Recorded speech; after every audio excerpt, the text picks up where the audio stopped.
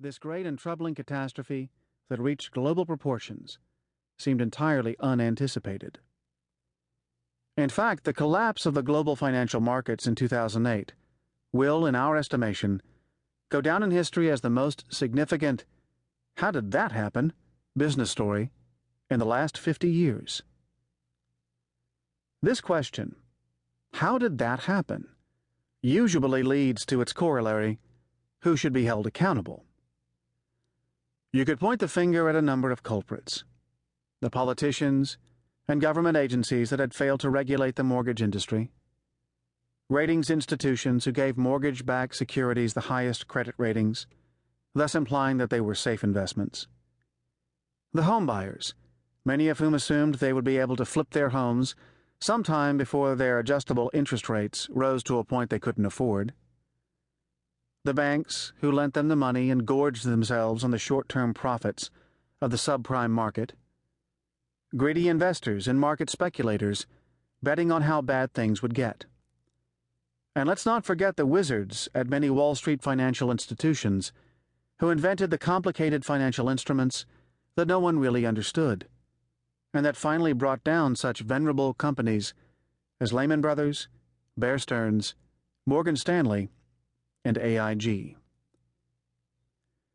Who would have envisioned the chief executive officers of the big three American automakers making a pilgrimage in their private jets to Washington, D.C., to beg the U.S. Congress for billions of dollars to bail their companies out of the crisis that had been building for decades? And who, wondered exasperated Americans, can we hold accountable, not just for the mess, but also for turning things around? Even as the federal government began working to help solve the problem, people were left wondering, how did that happen? As the Troubled Assets Relief Program, TARP, Reform and Accountability Act, was implemented, no one seemed able to account for where the money was going. Apparently, the leaders of these banks felt no need to account for what they were doing with billions of dollars of taxpayer money.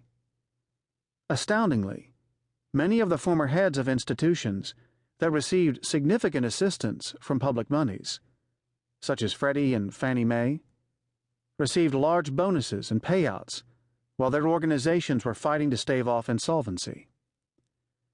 Whether they realized it or not, the government, Wall Street, and businesses around the world were mired in a serious accountability problem. Accountability? Everyone talks about it. Shareholders demand it, taxpayers want it, and stakeholders insist on it. But exactly what is accountability? And how do you get people to take it? Our firm, Partners in Leadership, Inc., widely considered the worldwide leader in accountability training, has spent more than 20 years studying and teaching accountability because we believe that no other attribute of individual or organizational life contributes more to the success of individuals, teams, and organizations. As the founders of the company, we have developed approaches to accountability that have helped major companies produce billions of dollars in shareholder wealth, provided fulfilling and positive work environments for hundreds of thousands of employees, and delivered exceptional products and services to customers.